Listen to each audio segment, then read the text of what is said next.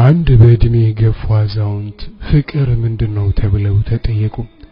እርሳቸው ሲመልሱ ለመጀመሪያ ጊዜ ይህችን ቃል ያወቅኋት ሕፃን ሳለሁ ነው አሉ። አባቴ የሳመኝ አፈቅርሻለሁ አለኝ ብያልኩኝ። ፍቅር ማለት እዝነት፣ መረጋጋት፣ ሰላም የበዛበት እቅፍ ነው።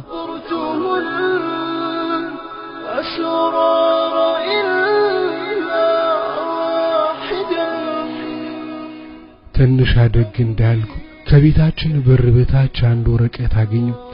የጎረቤታችን ልጅ ስሜን ጽፎ አፈቅርሻለሁ ብሎ ነበር ብያልኩኝ። ፍቅር ማለት ጀግንነት፣ እብደት ነው። ያ የጎረቤታችን ልጅ እንዳጨኝም ስንገናኝ አፈቅርሻለሁ አለኝ ብዬም አልኩኝ። ፍቅር ማለት ዓላማ፣ ግብ፣ ፍላጎት ነው። ባገባሁ በሁለተኛ ቀን ባሌ ግንባሬን እየሳመኝ አሁንም አፈቅርሻለሁ አለኝ ብዬም አልኩኝ። ፍቅር ማለት መተዛዘን፣ መነፋፈቅ ነው። አንድ ዓመት አለፈ እና ልጅ ወለድኩ።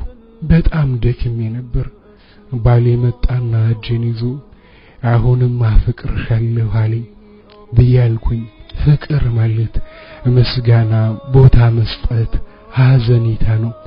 ከብዙ ዓመት በኋላ ጸጉራችን ሸበተ፣ ልጆቻችን አገቡ። ባሌ ጸጉሬን እያሻሸ አሁንም አፈቅርሻለሁ አለኝ ብያልኩ። ፍቅር ማለት ርህራሄ፣ እዝነት ነው።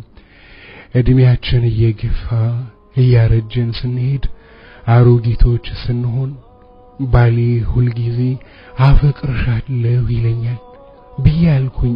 ፍቅር ማለት የማያልቅ እውነተኝነት የሞላበት ከልብ የሚመነጭ ስጦታ ነው።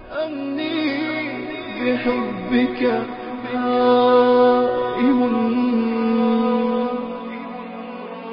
والروح تفضح أشواقي وأخفيها.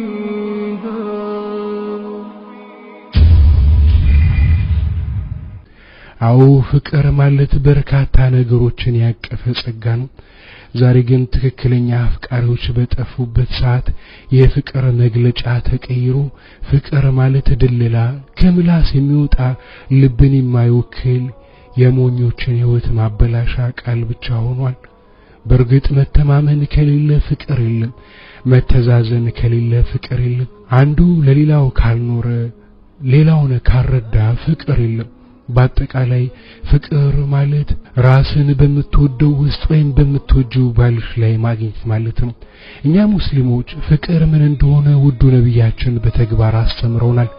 ግና ስንቶቻችንን ምን ተገብረው?